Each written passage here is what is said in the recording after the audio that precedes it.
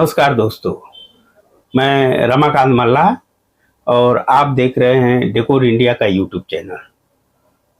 मैं आपसे निवेदन करना चाहूँगा कि अगर आप इस चैनल को अभी तक सब्सक्राइब नहीं किए हैं तो इसको सब्सक्राइब कर लें और बेल आइकन दबाएं और वीडियो अच्छा लगे तो इसको शेयर भी करें। दोस्तों, आज मैं बात करना चाहूँगा ऑफिसेस वगैरह में जो कारपेट वगैरह रखते हैं, जैसे टाइल कारपेट बोलते हैं, जो 2 फीट बाई 2 फीट थोड़ा सा छोटा होता है, मतलब 595 mm बाई 595 mm, यानी 2 फीट के आसपास ही होता है। तो उस तरह का टाइल अगर पहले से लगा हो, वो टाइल एकदम खराब हो गया, उसके जगह उसको निकाल के नया टाइल लगाना हो, तो उसका प्रक्रिया और प्रोसीजर क्या है उस पर थोड़ा आइए हम बात करते हैं। और चूँकि ये भी मेरा एक अनुभव रहा है, उसमें भी बहुत कुछ बातों को बहुत ध्यान देना जरूरी है, नहीं तो फिर वो प्रॉब्लम होता है। पहली बात तो जब आप इस तरह का काम मिले, आपको इस तरह का जॉब मिले ऑफिस या कहीं भी, कारपेट निकाल के कारपेट लगाना है, तो 2-3 बातों का ध्यान रखना होगा। पहले तो आप कारपेट निकालने का चार्ज लगाइए, जो भी आपका मिनिमम लेबर जाएगा वो हिसाब से। फिर उसको निकालते समय अगर फ्लोर पर टाइल्स ना लगा हो या आपका पीसीसी हो, तो पहली बात तो ये जान लीजिए, अगर फ्लोर पर टाइल होगा तो बहुत आसानी से, या मानी कम मेहनत करना पड़ेगा, वो निकल जाएगा।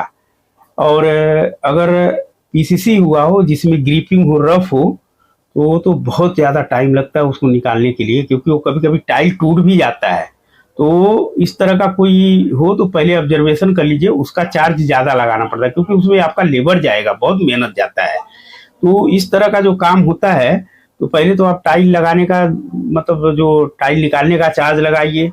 फिर उसको आपको अगर कहीं गड्ढा हो गया तो उसको पीओपी से उसको लेवल करिए। पीओपी से इसलिए लेवल किया जाता है, वो तुरंत सूख जाता है। अगर आप पीसीसी करें वो करें तो फिर उसके लिए एडिशनल एक्स्ट्रा टाइम लगेगा, फिर वो अलग प्रक्रिया हो जाएगा, सिविल वर्क उसमें इन्वॉल्वमेंट हो जाएगा।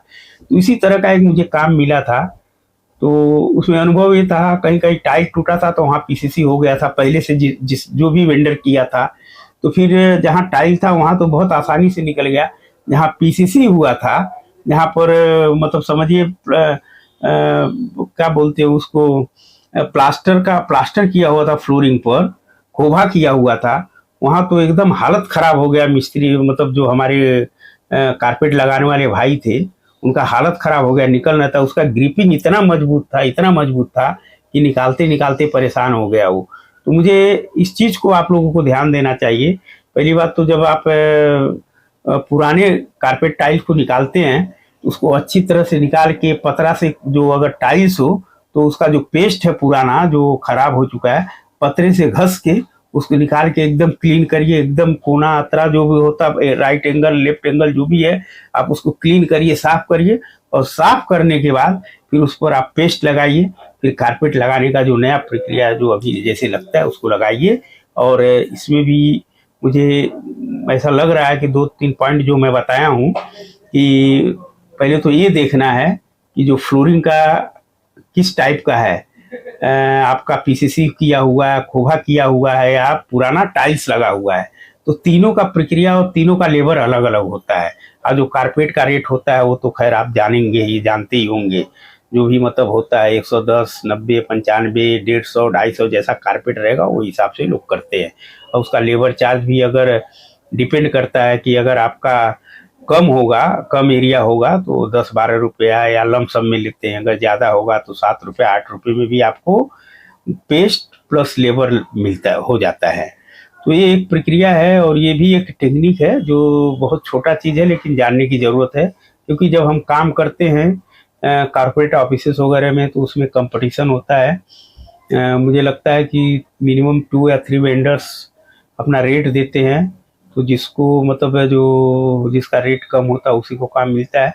तो ऐसे में इस बारीकी को समझने की ज़रूरत है, ताकि क्या हो कि आपका कहीं नुकसान न हो जाए, और इसे समझिए। मुझे लगता है कि इसमें भी आपको कुछ सीखने को मिलेगा। और देखिए, हमने कारपेट लगवाया था, इस तरह से हमें अनुभव हुआ था। और बहुत बहुत धन्यवाद आप लोगों को जो आपने इस वीडियो को देखा है। नमस्कार।